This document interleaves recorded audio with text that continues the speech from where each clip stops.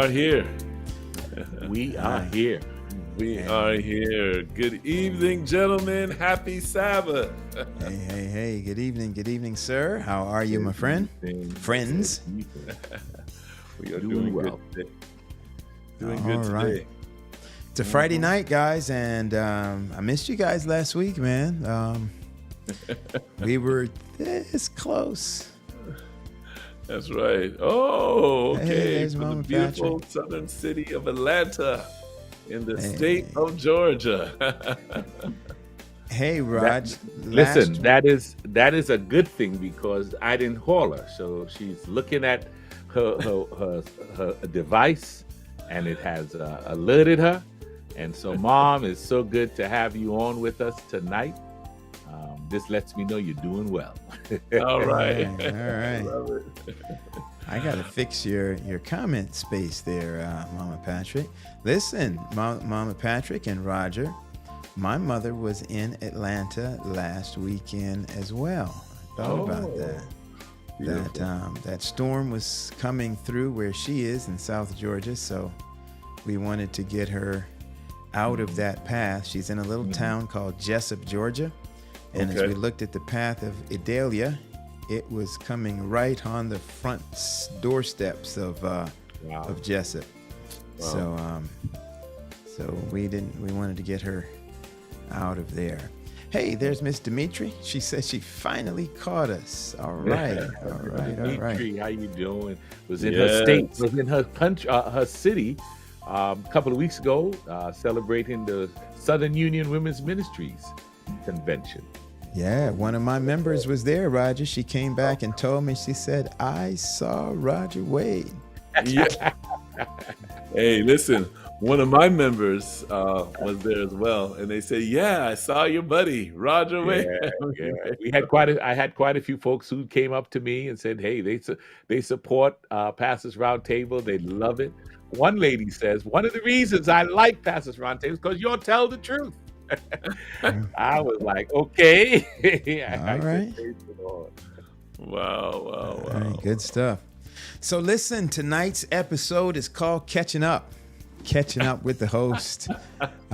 Catching up with what's going on around the church these days. What's news, guys? Any news about what's happening around the church? Anything come across your timelines, your news feeds that bears some mention this evening? What's happening maybe in our conferences or in the North American division, anywhere like that? Any news that we have to share tonight, guys?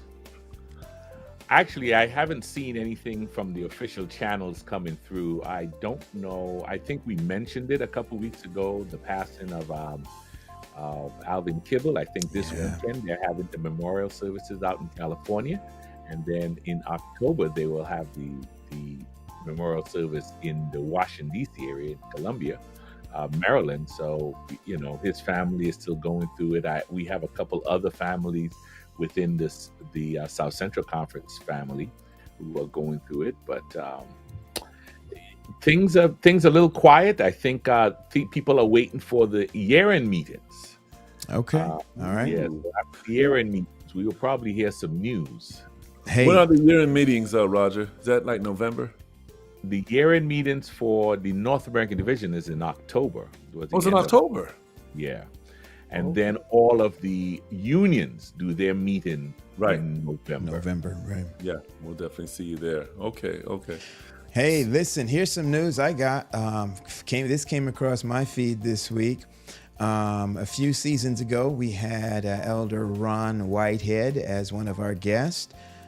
Who is the Associate Youth Director for North American Division, and he oversees the Camporees. I think I got that title right, Associate Director for. Anyway, the Pathfinder Camporees. Lake Union Youth Director. Okay, all right, there we go. But the big news was that I think it was already out that there's a change, that the Camporee is happening next year, and there's going to be a move from Oshkosh, Wisconsin to Gillette, Wyoming. Now, we've put that news out there, so that's not particularly news. I think most of our Pathfinder crew knew that. But this is what came across my feed, fellas. Somebody posted the nightly rate for a hotel in Gillette, Wyoming, that they were trying to get a hotel room at a Best Western, and that rate was $500+ per night. Those hotels in Gillette are already crazy out of reach for at least for folk like me. So listen, if you are planning on going to the Camporee next year in Gillette, Wyoming, time to go and purchase that tent, ladies and gentlemen. Hotel rooms might be out of reach for you already in, what is this, September of this year. So if you're planning to go to the Camporee, you may want to go ahead and there may be some other hotels that are available if you want to check that stuff out, get your accommodation if you want to stay in a hotel. But if you're going to be camping, make sure that you get you tag on to a Pathfinder club, because my understanding is that you have to come signed up with a Pathfinder club. So that's my news minute for this evening. Dion, you got anything, man? Well, listen, I'm looking over here at the chat. And Sister Dimitri put something in there that the Patmos Chapel at the Well, they're celebrating their 70th anniversary, the 23rd of this month. Can I just give a shout out to Patmos Chapel? Yes. By the way, Patmos, they have just a powerful and efficient food distribution program. And the other day, I believe there were like 30 employees from the local Ford dealership that came out and helped Patmos at their community distribution program. So a shout out to Patmos, making a big impact here in O-Town. So it's that community engagement thing. Yeah, oh man, that's good stuff. Community engagement. Yeah. So shout out to them. As far as things that are happening, well, Pastor Paul, your conference next week, they're going to have the South Florida Youth Federation. And the speaker next week is going to be Jamon Jemerson, one of my friends. And I know that the people of God will be blessed. Shout out to Vivian Bryant, doing an awesome job for years at the South Florida Federation, engaging the community, just doing some great things down there. The Florida Conference. Listen, the Florida Conference, we are on the move. Can I say the Florida Conference? We are on the move. Roger, you see this guy, he's giving news about my conference and then his conference. I'm not going to say save the best for last. I'm not going to say that. No, listen. I'm gonna let him have all the joy he wants to have right now. No, listen. My heart, man. Listen, I was blessed to be in Southeastern Conference for so many years, and now I'm in Florida Conference. Listen, we're working for the same God, man, and I just consider it like I was telling somebody the other day. There's so many churches in specific areas. Your area, Pastor Paul, it's flooded with Adventist churches. Orlando area, we're coming up, not as much as the Miami, Fort Lauderdale area. But this is what I said to them. I said, listen, man, we're here to help each other. So we're not in competition with each other. We're just like the McDonald's across the street, and there's another McDonald's here. We're working with the same God. So praise God for the collaboration of the churches. I think if more churches collaborate together, we would get so much done. Here in this area, and I'll talk a little bit about the Florida Conference, what we're doing. But here in this area, when you talk about the greater Orlando area, so that's like stretching out Kissimmee and all those places, you have about 2.6 million. But again, you're stretching all the way out, right? So it's not just proper Orlando, but that's 2.6 million people. In the North American division, Roger, you are the division man, the union man. So I always defer to you when I have these questions. But in the division, we don't have 2 million people in the division. I don't think we have like maybe a little over 1 million people, over 1 million members in the North American division. So I'm confused. Okay. No, I'm not. I got it. I'm slow. I'm not confused. Yeah. So there is work to do. If in the North American division, we have about 1 million Adventist members, and in one little town, Orlando, nothing compared to the Fort Lauderdale, Miami area and these other areas here. They're like 2.5 million greater. Where's work to do? We can, come on, we're working together. So we praise God for that. Let me tell you what's happening in the Florida Conference, led by Dr. Alan Machado, just doing a wonderful job. The work is growing. We have churches that are coming up. We have events, conference events. In fact, we just had an evangelistic workshop that they did throughout the conference. We're getting ready for a marriage retreat happening November the 4th. By the way, this is for everybody. If you are in the area, if you're not in the area, we want you to pay particular attention to this. I should have put this flyer on there. But November the 4th at the Florida conference, there will be a marriage retreat called Reconnecting. It will be hosted by yours truly. There it is. There it is. It's gonna be, listen, you need to come. It's a one-day workshop, but I am telling you, the time that you spend there you will not regret it. And so again, it's November the 4th. We'll, check the Florida Conference Facebook, and they'll have the information out there. And the costs, get ready for the cost. Drum roll, only $50. That's it. I mean, and they're giving you a lot of stuff. All right. So come on out for that. Those of you in the neighboring churches, you need to come on out. You need to come on out, and you make sure that you get your reservation made quickly, because I'm telling you, the spots will go quickly. Okay, so that's another thing that's happening in the Florida Conference. There are mission trips that they have that's going on. There's a high school retreat that's going to take place. And so great things are happening here in Florida. Well, I got to say this, Raj. So if those of you that are watching and you're not married, and so that marriage retreat weekend on November 4th is just not going to be your cup of tea, then that same weekend in Daytona, Florida, Southeastern Conference is having its singles ministry retreat. Keynote speaker will be yours truly. And so we're going to be in Daytona on the beach on that weekend. Now, I'm not single anymore. I'm not sure how I keep getting single ministries invites, but I'm looking forward to having a good time with the singles. You do not have to be, because this is not a competition, you do not have to be a part of Southeastern Conference to be a part of that. You can find the SEC Singles Ministry Facebook page, and you can get all the details, information, how to register, how to be a part of that.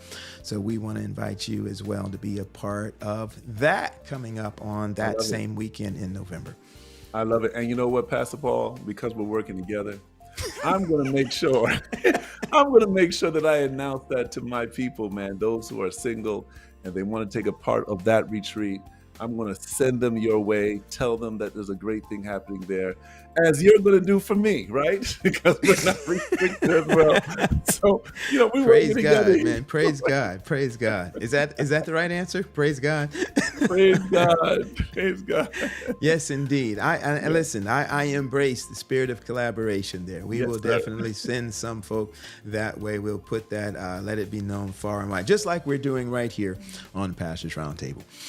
All right, Rodney's asking, we were talking about McDonald's, Dr. Henry. He's saying, are you saying that the church is a franchise? Hey, I don't know, Rodney. What do you want to say, Rodney? Oh, I like what he said next. He says, you don't take marriage advice from a single pastor. Wait, you don't take marriage advice from a single pastor? You don't take marriage advice from a single pastor. Yeah, no, you're taking single advice from a married pastor. That's what's happening. That's the context there. The singles are taking advice from a married pastor. What's one of the reasons you go to a singles ministries event? Well, you know what? Listen, can I? Pastor, let me jump in here. No, listen. A single. Now, this is my. Let me just put it out there. Singles ministry event doesn't mean that you're there to meet a future spouse. I mean, I hope I said one of the reasons. Well, I didn't say what's the reason. It could. I mean, listen, singles ministry. Can I say this? Singles ministry, powerful ministry. These conferences, workshops. I did one just a couple of months ago. Just did a one day thing talking about singles ministry. There's a lot of things that singles can do that add a great blessing to the church.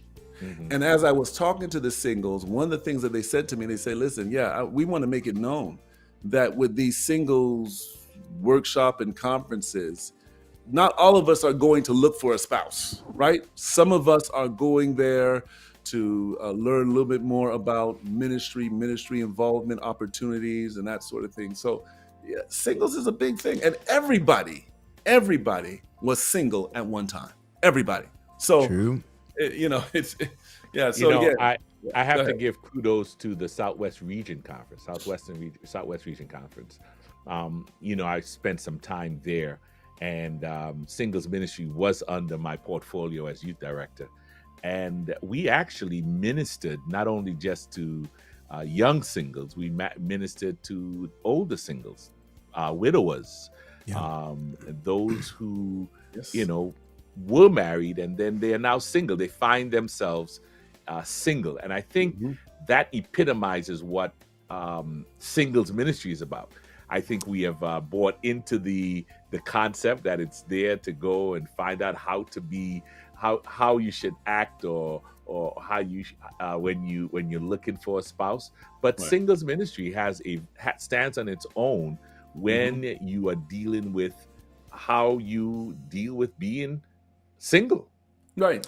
Shout out to Vera Ragland from Yes, Southwest Region. She carried yes. that mantle. I don't know if she's still doing it, but for She quite a still does while. it, man. They just finished one this a couple weeks ago at Southwest Region Conference Campground, Lake Lone Star, Yes. and it was a Can't wait. wonderful. When I was there, it was great to connect with the singles. They go out, they do activities, even at the camp. They go out Hmm. into the community there at the camp. So they are looking outward. Some singles ministries look inward, but they are looking outward as they do ministry Mhm. I throughout love it. the area. I love it. Can I do a shout out to Pastor Brissett? Just I think a Yes. week ago or 2 weeks ago or so, he was Oh, that's right. installed as the Introduced. Yeah. pastor of the Church of the Oranges. The Church Yes. of the The Orange. Church of the Oranges. By the New way, Jersey. there are some installations that are happening throughout our field. I think even in your area, Pastor Wade, Well, you yeah, got a pastor, associate A new pastor. pastor there. Yeah. yeah. Hey, Tomorrow by the way, we're gonna Coming from witness his that old tomorrow. field. Yeah, we're yeah, gonna witness that tomorrow. I had the privilege of serving with him yes, when I was yeah, there in the Mid American Union, and I'm excited. yeah. The church is excited. The chapel, Riverside Chapel, is excited for their new youth and young adult pastor, Yeah. and he is looking forward to that. And so, I listen. I was out today. We're talking about Pastors Appreciation coming up. I don't know if he's watching this or not, but I'm not the senior pastor. I'm one of the members there at the church. Yeah, I may work with the pastor there, but I want to bring a gift to the pastor because I want to appreciate him as he comes in to minister there. So I'm excited. I went out today to look for that gift and got it together, and Tell I'm me it wasn't a dropping tie. that out there. Tell me I'm it was not dropping a that out there. tie. No, Not a it tie, wasn't a right? tie. Not a tie. Ah, Not a bless tie. the Lord. Oh, my I, soul. and it's Yeah. and it's something for him and his wife and child. So it's a family gift. Okay. And so I want to just put that out there in the atmosphere as we look forward to Pastors Appreciation Month. Don't wait for the church. You do it yourself. Go and get something that you can say, Pastor, this is from our heart. This is from our family. This is just to say thank you. This is just to let you know you're seen and we appreciate you and we're praying for you. I challenge everyone out there to do that for their pastor. I like it. I love it. And being a pastor is not easy. Pastor Paul, you're about to say something. I don't want to. Go ahead. No, go ahead. Go ahead. I wanted to kind of get an idea from our members as we approach October, which is Pastoral Appreciation Month. We'll be doing something Pastors Roundtable for that. But I'm curious, what have you guys done for pastors in terms of gifts? I was just kind of, tongue in cheek about the tithe thing there. A lot of pastors for birthdays and anniversaries and whatnot. Tithes are high up on the list of things that pastors receive. I'm curious if you or your church has done something for your pastor. What have you done as far as pastors' appreciation? I'd be very curious to see. I think a lot of people they stretch for or search for ideas on what to do. So if you've got an idea of what or something that you guys have done, throw that in the chat. We'd love to see that. I'm sorry, Dion. What were you getting at there? Well, I'm just talking about being a pastor. There is, in fact, this is a program that I'm hoping that we will do here on the PRT, and it's a program dealing with the drought of people going into the pastoral ministry.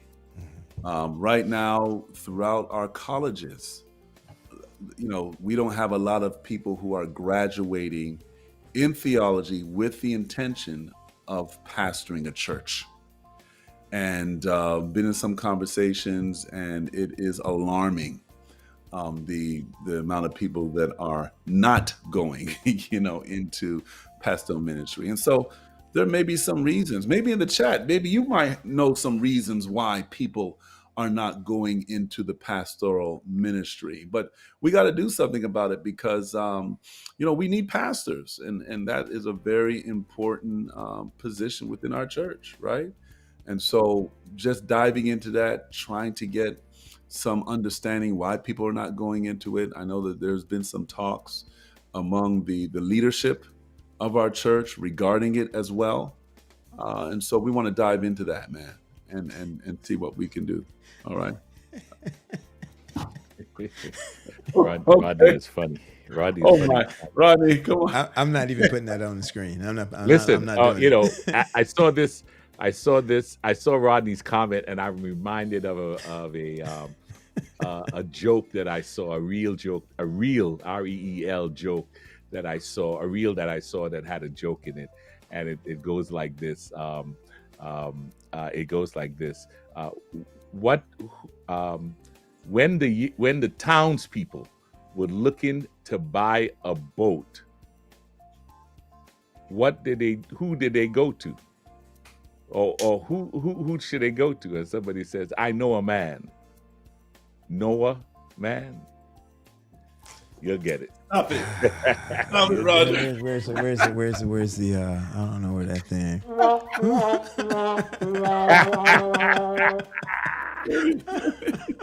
Yes. Oh, Yes. Hey, listen. Listen. In spite of it ain't about it. It's just the fact that we are around here laughing. Can we be laughing? in spite of that old dad joke, I want you gentlemen to know how much I appreciate being on this platform with you when I can have somebody like Edison pop up and say, "What's up, young pastors?" So he sees my bald head and gray, and he looks right past that to these nice young men on either side of me, and I get to be counted among the youth tonight. What an honor, what a privilege. Man, listen, we're so far past the youth, man. Hey, I'll take it. Every single time. Retirement, man. I try to be active every week. So I play around golf. Okay. So every time I go to play, the guy says, "Are you a senior?" And I have to bow my head and say yes to get the senior rate. Oh no. Oh man, but hey, listen, that's life, man. Look, we get older, and we got to embrace every age God gives you. You know what I mean? And we have, and again, going back to what I said today about pastoral ministry, we need to encourage our people who are in school to go into theology. I think there's some things that the leadership, though, of our denomination, they have to make some adjustments as well, so that pastoring you can focus more on your church and your district instead of the stressors that sometimes come from above. And when I say above, I'm talking about from the denomination and from our conferences and leaders. So we're going to dive into that. It's going to be a good show. Listen, pray that we're able to do that show, because when we do it, we want to give you some data. We want to give you some information so that it can kind of lay the foundation for what we're about to talk about. And not only just talk about the challenges that are there in pastoral ministry and getting people to come into pastoral ministry, but also talk about some of the possible solutions that can happen so that we can retain more pastors and get more individuals to say, hey, listen, I'm going to take on this church and do what I need to do. So that's what we're dealing with now. Oh, somebody said starting with the salary. Yeah. But Listen, the church is doing good with the salary in what yeah, I mean, it may not be where it's at, but within the last 2 years, within the last 3 years, there has been a serious jump in the percentage of raises that the North American division has voted. The So conferences have to try and meet that, but yeah, they have said, "Hey, we need to do something," and because we are a policy church, it has to start where policy is. So the policy right. makers are saying, "Hey, let's raise those salaries," but it's up to the conferences to really make that happen. So here's the thing. Here's the thing, we Roger. get the NAD to run some policy for housing? Right.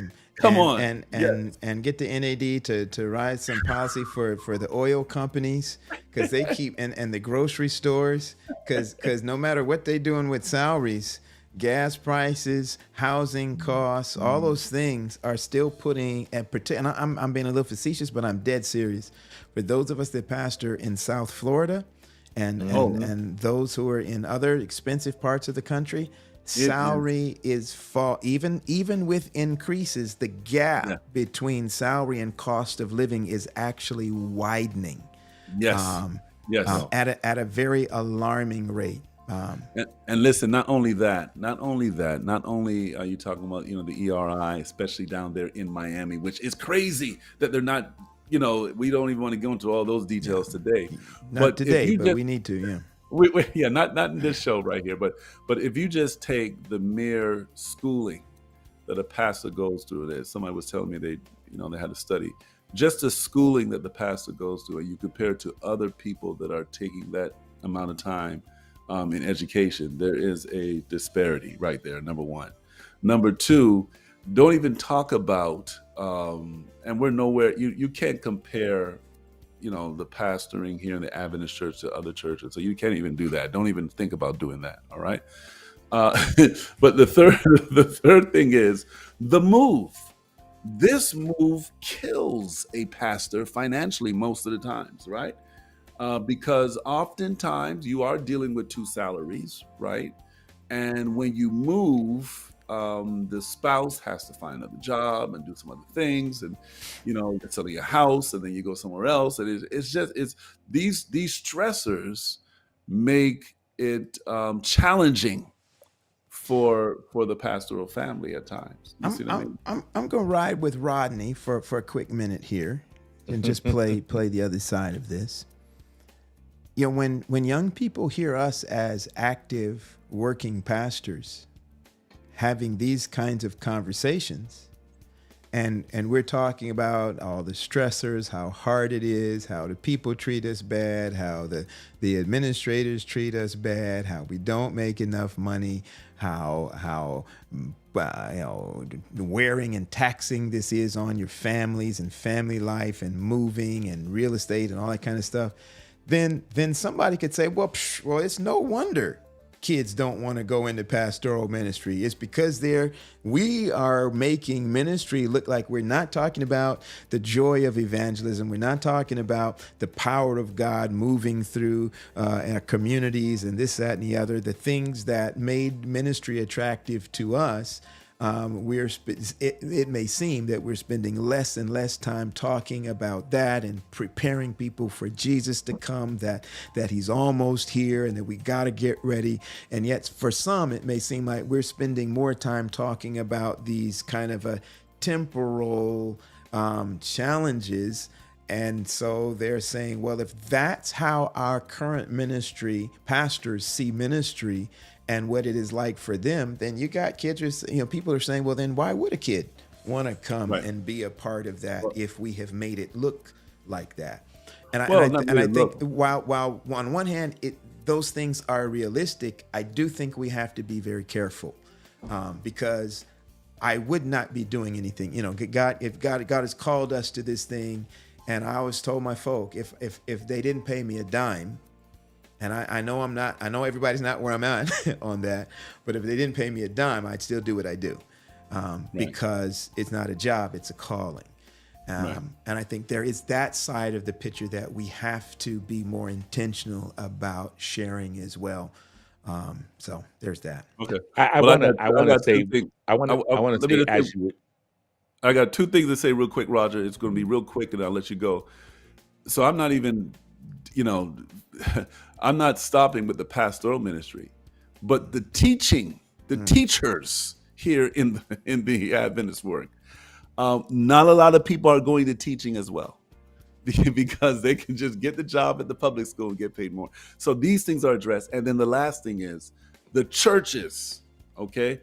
I'm going to be honest with you. And we support our system, definitely. But there was something that was done about 10 years ago, when the unions, they brought out different plans on how we can distribute the tithe more effectively. This is within our denomination. They had like Yeah. 4 different plans on how we could distribute the tithe more effectively so that our churches may be able to have a few more dollars to do ministry. Okay. So this money issue is real and we got to deal with it at some point. If we don't, then we're going to be just challenged, as we go forward. Roger? Hey, I just wanted to say you are correct. We point out the negativity stuff, but I think when you talk to pastors who are still in the trenches, and they're not really doing it for the money, they're doing it for the love, and so I applaud I applaud the pastors who are still doing it, who are still out there grinding it out, in spite of.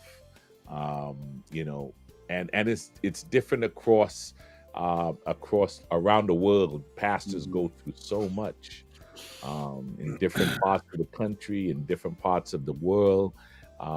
There are so many different levels or so many different plateaus that they have, pastors are involved with.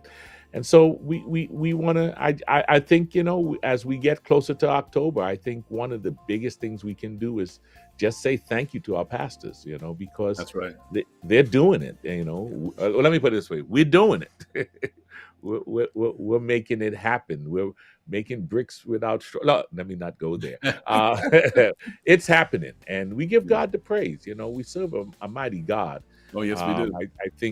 I think Rodney was putting it out that the calling is sacrificial. Yeah, it may be. Those are the words we use, but I think there's a certain joy when I lay my head down the pillow and I know I've done what I need to do, what God has led me to do that day. Man, it's a good feeling to lay down and go to bed and close your eyes and go to sleep, knowing that you were a tool in God's hand for that day. Yeah. Can I give our audience a little formula I'd like for you guys to try? We think about the tithing thing, Dion, that you were talking about, and how we could redistribute tithe by policy, not an unbiblical thing, but doing Not it like some churches, right? They just not like some churches. I'm saying, but how the church could change its policy on how tithe is distributed. But and oftentimes we're thinking of it because there is not enough to do certain things that we'd like to do. If at your local church, if you would do this for us, if can find out the number of members that are at your church, so your membership, and then take the amount of tithe that your church turned in last year. So you've got, I wish I'd have typed this up and put this on screen. So you've got your membership, you've got the amount of tithe. Say your church, let's say brought in $100,000 in tithe. You take that $100,000, you multiply it to find that $100,000 is 10% of, somebody help me out. I went to church school, so I'm good in history and theology, but not math. No. You're good in everything. Church school. Church school's good. Church school does a good job. There you go. Yes, stop it, bad pastor. $100,000 is 10% of what number? Somebody in the chat, help me out. Okay, let's do it differently. Let's say it's $10,000. $10,000. Say your church turned in $10,000 in tithe. then you know that suggests that your members made $100,000. If all of your members were returning a faithful tithe, that means that your entire church made, and their salaries, $100,000. You take that $100,000 and then you divide that by the number of members in your church. What is that number? That is $10 million, Cedric? Yes, 10 million. Okay, so if it was $100,000, it means that the salaries, your members made $10 million. I'm sorry, is that right? Yeah, $10 million altogether. So if you had 10, is that 1 million? No. 100,000? No, they're right. Oh, They're absolutely right. 10%. It's 1 million. Yes, it's 1 million. There you go. Yeah. So it means that your membership made $1 million. If you have a membership of 500 people, then you're dividing 1 million by 500. 1 million by 500. Somebody do that math for me right quick. Hey, Siri. Oh, sorry. I'm stuck on an Android right now. Until next week. Hallelujah. I'm gonna do the math. Y'all bear with me. Y'all are gonna see what this is gonna make sense to a lot of folk if you can stay with me here. So we've got 1 million divided. Okay, so that 1 million divided by 500 means that those 500 members made $5,000 for the year. $5,000 for the year. Let's say half of that membership are old people or not working. So you cut that in half. Instead of 500, you divide it by 250. You're still only at, I'm seeing two different numbers, Paul, because I didn't do the math. I'm taking your word for it. Take half of that membership and say they are children who are not working. They are older adults who are not working. So they're not salaried folk making a living, making a consistent income. And so even that $5,000 only turns into $10,000. They're making that suggests that they're only making $10,000 a year. No matter what church you're coming from, I guarantee you, if you do that math, you will find out in almost any church that the issue is not as much how the conference or the church is spending the tithe. One of the bigger issues that our members are just not faithful with the tithe. So we're saying we're taking this money. I did this based on, should I do this? I'm not going to do it. I did this with my conference numbers, and it was ridiculous. With the numbers of membership that we have in the conference based on the amount of tithe that we turned in, it said that in the state of Florida, our membership, and when I halved the membership, was making $12,000 a year, when the average income in the state of Florida is $24,000 a year. So it suggested that our membership was way below the poverty line based on the tithe that we turned in. You do that math, and all of the fussing and complaining that we do about the church not making best use of the tithe, where there may be some issues and responsibility there. I won't try to pretend that that's not the issue. While there certainly could be some money mismanagement, but there's also the issue of our members just at a gross level are not being faithful in returning tithe. And if they were, then a lot of the issues that we're finding about being, funding and paying for this and paying for that would not be issues. That's the hard truth. It is a fact. No matter what conference you're at, do that math, and I guarantee you will have a stunning outcome. Well, here's the thing, Pastor Paul. I shouldn't guarantee you, because some of y'all might be in places where that's not true. So here's the thing, Pastor Paul. Definitely, if there's more money that's generated from us, from the people, from the church, you'll definitely have more, resources, right? But even at a conference level or a division level, even right now, Right now, there are adjustments that are being made to the distribution of tithe. Yeah. Even right now as we speak, because And I'm the not division, suggesting that those aren't conversations that we need to have or anything like that. okay. I'm suggesting that we need to be holistic in the approach, that it's not just at the conference level or at the organizational level. It is also at the individual level, that everybody all the way around, that everybody has a part to play in making this thing work to be as effective as Well, I it agree. can be. I agree with you that everybody has a part to play. I agree with you that you didn't say this, but the principle on what we stand on as a church, as far as giving is concerned, is that when we give, a portion of that should benefit everybody. So I'm with that. That is our policy. I mean, a portion of that, whether 20%, 50%. I'm just saying that on top of people giving faithfully, a redistribution needs to be discussed so that the local church can be able to have more resources to do ministry on a local level. Our buildings need help. Evangelism, when you talk about evangelism, you talk about Bible worker, the beauty of a Bible worker. When you talk about facilities like technology, there's a lot. And some conferences are trying to do a lot to help the churches. Okay, so it's just not, I'm just saying, just a whole redistribution, I think, is a conversation that needs to be had as well. Yeah. I'm going to fight you on that, Rodney. COVID-19, the tithe went up. Don't blame the members. Do the math. That's all I'm saying. Do the math. You do how you want.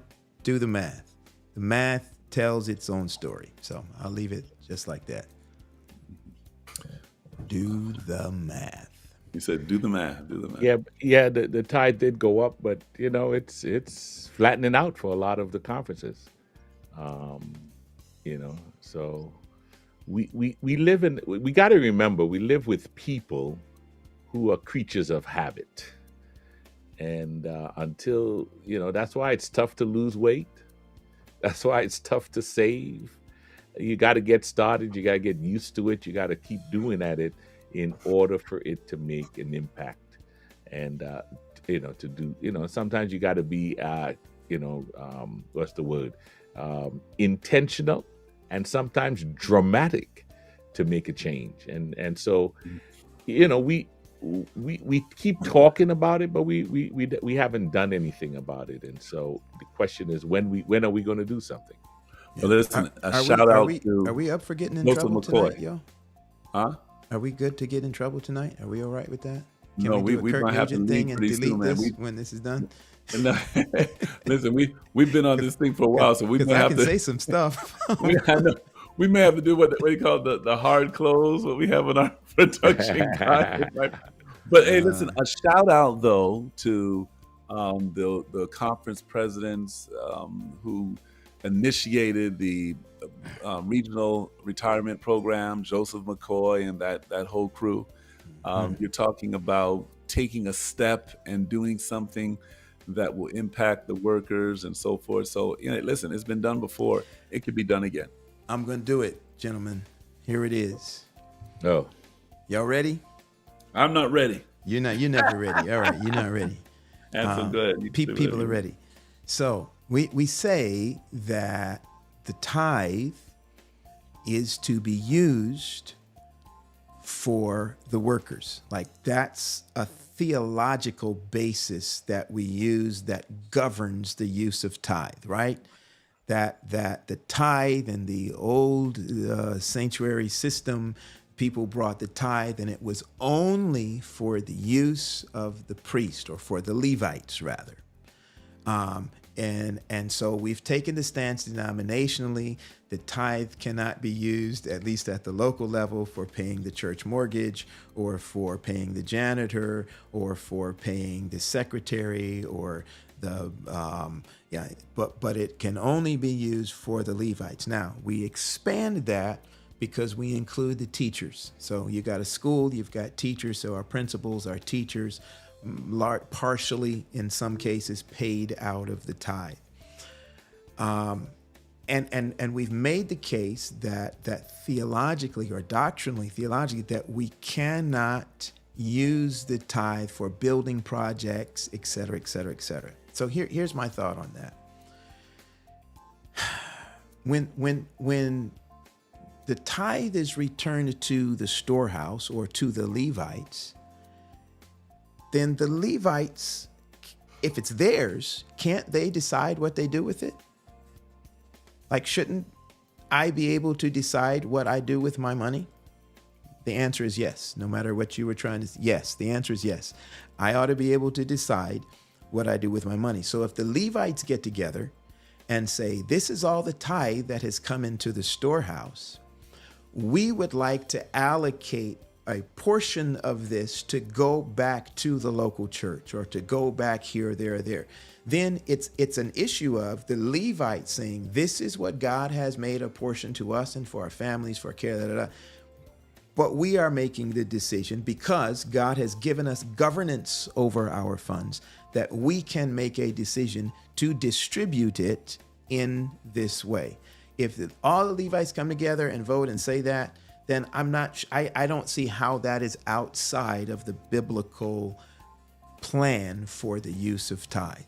I would be very interested to hear somebody to challenge that or thoughts on that.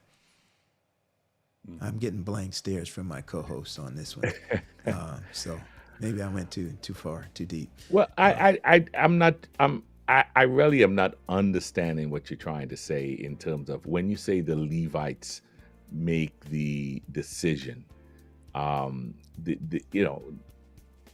you saying then each pastor needs to make the decision as to where their tithe go or the tithe go?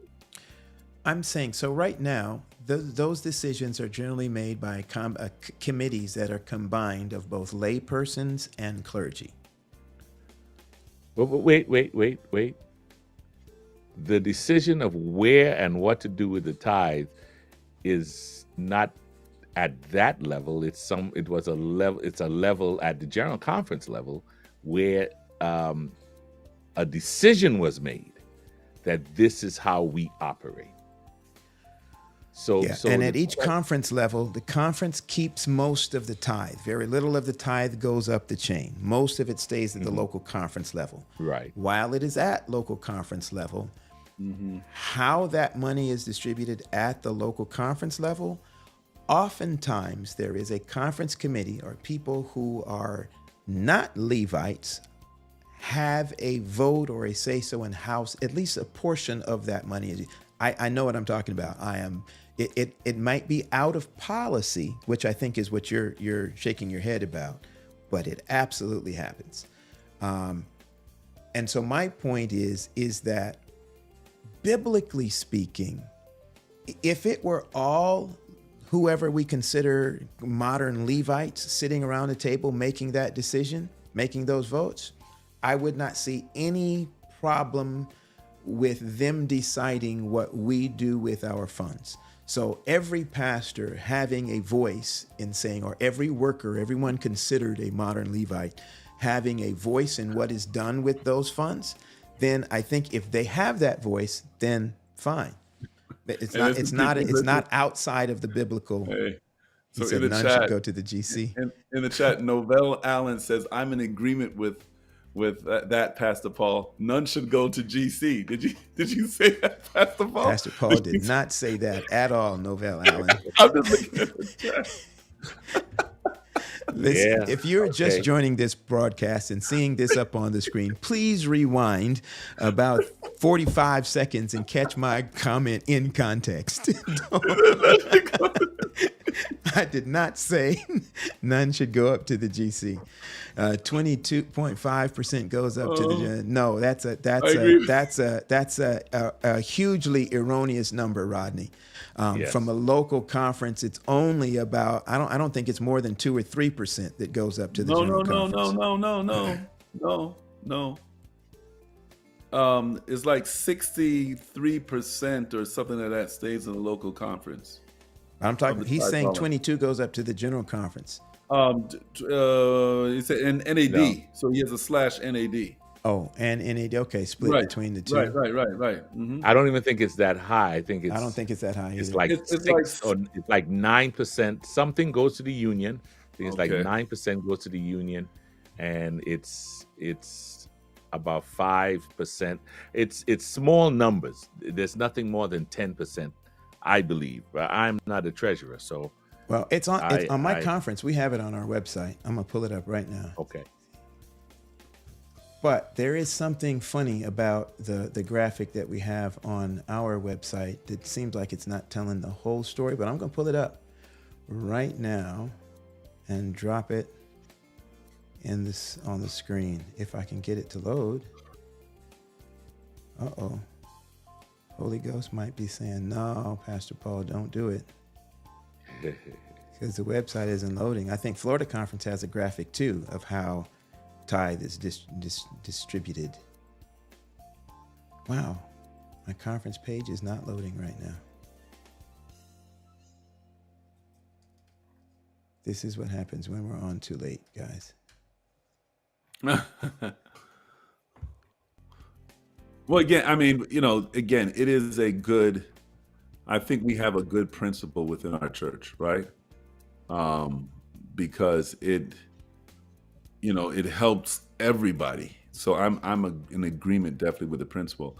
I'm just saying that there needs to be a tweaking in it so that local churches can, I think, should benefit more than they're benefiting now.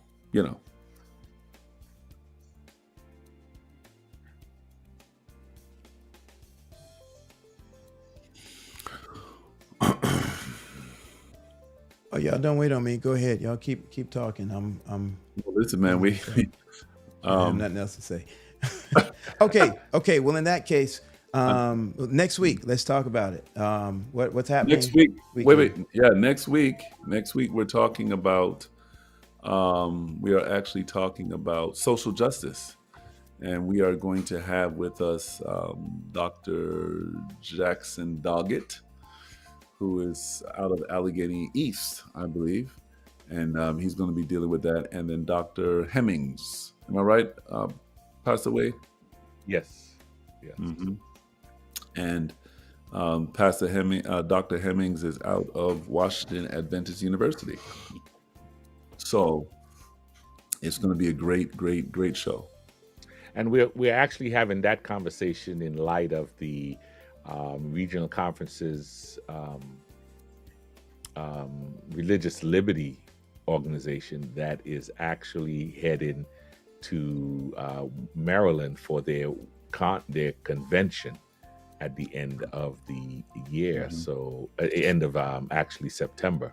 So that is what we're doing. So if you jump on that, you see, out of the tithe, 9% is the administrative, which I believe goes up. Is that correct? Or is this the 63% that is staying? See, that's the problem I was saying that I think I have with this graphic is that I don't think this is the entire tithe dollar because nothing here shows what leaves the conference. So I see somebody in the chat who Karen put up from the NAD site, $100 breakdown. She's got 66% showing at the local conference. And that's generally, it's a suggestion to a large extent. And then what is it? 10 defined benefits, $9 to the union, $9.15 to NAD, and 5.8% or goes to FCC. That is correct. That looks right. Yeah, that looks right. And actually, they're giving us we have the breakdown right here. They gave us. There it is. It is. There it is. It's 2020. She has it. We could probably bring that up on the screen. That's right. 66% goes to the local conference. 10% defined benefit retirement. 9% union.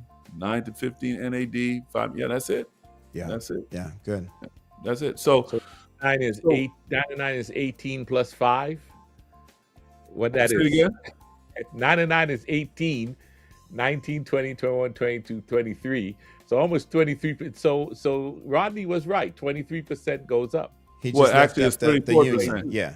So it would include to the union as well as NAD and GC. Right. Yeah. So it's really 34%, but then you take off that 10% because that's for the defined benefit retirement program, all that kind of stuff. So yes, Rodney's right. Yeah. Yeah. And we need to say that the regional Aaron conferences Black do is not right. give. Yes. The regional conferences, they give what they need to give to the defined benefit plan, which is up to 2000, year 2000, because they're in a different plan now. But we, that's what the division is making sure that the plan is fully funded. Yeah. Right. But Sean, I think what Wu was saying, that on the graphic that I put up, it takes a whole 100. It makes it look like there's 100% of that tithe dollar is being distributed as it was shown on the screen. But what they're saying too, I believe what they're saying, Pastor Paul, is that the money that stays in the local conference, this is how we do it.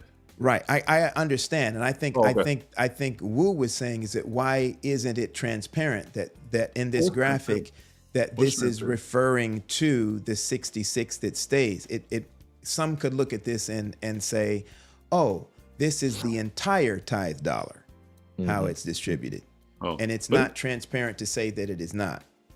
Right. Yeah, because there's that 30% that goes somewhere else. Right, but I see what it said, but when it says Southeastern Conference tithe breakdown, I mean, I guess you're right. They could say it went up there, but yeah, it's that's not actually clear. Very good. Yeah, it's good. That's actually very good. But very it doesn't. It make again. I think many people looking at this would suggest that my whole $100 that what is this $1? My whole dollar that I sent. This is how my entire dollar is broken down. Right. Right. Because if you add up all these numbers, and they add up to $1. 100. Right. I got you. They should add up to 66 if it's going to be accurate. Okay. Yeah. But I do want to applaud your conference though for having some type of breakdown like this, so that people know, where money is going. I mean, this kind of gives you an understanding that every dollar that you send up doesn't come right to pay the pastor, right? Rodney's on the warpath tonight, man. Huh? Said Rodney's on the warpath tonight. What's up, brother? You were squeezing the local church. Listen, Rodney, you're talking my language. What I'm saying is, I think that the churches, they need to get more. I believe so. I mean, I'm just telling you, that's the cry of the churches. That's the cry of the pastor. Listen, everyone wants more, right? Listen, I'm going to push this other thing. I'm going to push it. No, it's not. It's inaccurate. This is why. In a church like mine, now I granted, not every church is like mine, and that being that I have a K-8 school as well, where mine is not the only salary that is covered by tithe. So, but in a church like mine, where my salary is covered and benefits covered by tithe, my principal salary benefits covered by tithe. I've got 2 to 3 conference paid teachers covered by tithe. My church does not send up as much tithe as we get back in those 5, I think it's 5 persons. We don't. Mm-hmm. Mm-hmm. So the conference is not squeezing us. The conference is helping us in a situation like mine. Now, other situations may be a little different, but and now people may say, well, that may mean that a church like mine may need some restructuring, and that can very much be true. Can we afford to operate? That's a valid question. But it's before we make statements like that, we have to, again, I'm gonna go back to those words, do the math, and do it with real numbers, not stuff that we're making up and we don't know. Do the math, and I think that out of all that, God blesses us, and that's not a statement to say, oh, don't worry about it, it'll be all fixed up. I'm not saying that either. I'm not saying don't worry about it or anything like that. I'm saying let's be faithful. Listen, the division, the North American division, they're crying too. Okay. Yeah. And they're saying, hey, we're sending too much money out. I mean, so they ain't crying like we crying. And a whole lot of that money is on lawsuits. Look, outside of that, Now you want to start talking. You see, part of, we have to realize two things. One, we are self-insured as a church, and so when I go to the doctor and the doctor says, "Ooh," when they pull up my medical plan and everything, they say, "Ooh, you have good insurance." Matter of fact, one system said, "Oh, you have Cadillac insurance," but the Cadillac insurance is we are paying 100% of that. Some of us are paying into that in premiums. There is a lot happening with all of that money coming in. Though Rodney is saying that they're squeezed, there's no squeezing. I mean, we need to flex. We need to start looking at our health, because every time that we as workers when we are not healthy, and I'm talking to me too, when we are not healthy, it's costing us. We got 1 minute, y'all. It's costing us. And so I think we have to take a responsibility. I think we like to put it on the church, but I think as workers, we need to, I'm going to stand up here. I think we need to start taking a responsibility in helping, driving down those costs that are happening, so the funding can go across. The bottom line is, we got to take a look at the we got to take a look at the funds. We got to see where it's going and make adjustments as we we got to make adjustments as we come closer. Man. Come on, man. Woo, you on point, boy. You on point. It's not the veganism. Oh, It's not the vegans. goodness. It's the vegetarians, the overweight vegetarians we have problems with. Oh, boy. Yeah. Anyways, listen, y'all. Great discussion.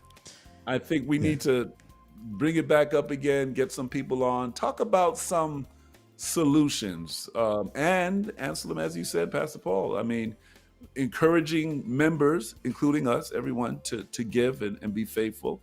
Talk about the tithe. A lot of people have this concept that, wait, is a tithe a New Testament practice, ultimate? We need to have that discussion, man, and bring some people on, give some solutions, and by God's grace, we can grow together as a church. So I think that's where we are. Next week, ladies and gentlemen, we are excited to have you with us back next week on Friday night. Once again, our topic is going to be social justice and religious liberty. We're kind of blending that conversation. We've got with us Dr. Jackson Doggett. Dr. He Hemmings is a pastor and a lawyer at the same time. A very interesting perspective to come from Dr. Doggett and Dr. Hemmings, and teaches at Washington Adventist University. So we're looking forward to having them both with us, and looking forward even just as much, if not more, to having you with us and bringing a friend. There are 73 of you that are watching tonight live. We thank each and every one of you for taking the time on a Friday night to hang out with us here at the Pastor's Roundtable, where we're just catching up. Right, I can tell Dion is reading these comments. Y'all got us in, but our time is up, gentlemen. Anything else, fellas, before we make our exit tonight? Man, if I talk, I'm gonna talk for like 15 minutes, man. So let me just smile. I'm just gonna smile. There you go, Rodney. I'm smiling, man. Well, listen, we're just excited to connect. I'm looking forward to the conversation next week. It's when you look at the news in the community, nationally, some of the stuff that's happening out there, we tend to be navel gazing or nose blind to it in the church. But I'm so glad that we have organizations like the Public Affairs and Religious Liberty Ministry that keeps us informed and understanding what's happening in our communities. And so next week is going to be a good conversation. So we invite you to join us next Friday night. Do we have a time, gentlemen? 9 o'clock. We're 9 p.m. Eastern. 9 p.m. Eastern. Hey, by the way, y'all, listen, Sean, people are questioning why they are Seventh-day Adventists. We're going to have to do some talk. We're going to have to talk. We're going to have to. You got it. We're going to have to have a ready real to turn talk in here, tonight, and you got him. We're gonna do it though. We got to have that. Now we have had on PRT. We have had the general conference treasurer, the treasurer of the general. He's been here. We've tackled this topic with him, but I mean, there's still stuff. Still stuff. I've seen some stuff floating around in many different places about, and we haven't really done this kind of stuff, but there's a jewelry conversation floating around again. There's this issue on tithe that's floating around still. There's it's going to take some time on this stuff. But listen, there's nothing wrong with having a conversation. That's what I want to say. Not at all. There's nothing wrong with having a conversation. So it helps us to grow.